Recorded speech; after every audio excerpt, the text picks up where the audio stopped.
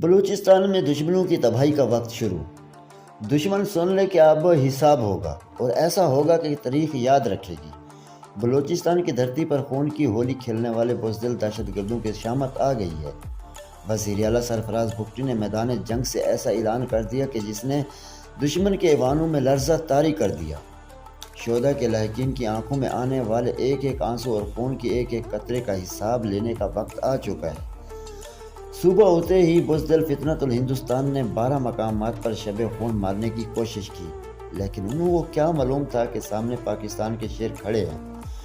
Forces نے وہ وار کیا کہ 67 دہشت گرد موقع پر ہی جہنم واصل کر دیے گئے، اور صرف 2 دن میں 70 لاشیں گرا کر ریاست نے بتا دیا کہ یہ نیا پاکستان ہے۔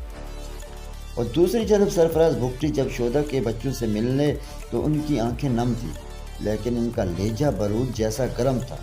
انہوں نے صاف کہہ دیا کہ اب سمجھوتا نہیں، صرف صفایا ہوگا۔ پچھلے 1 سال میں 700 دہشت گرد کتے کی موت مارے جا چکے ہیں، اور اب آخری دہشت گرد کی باری ہے۔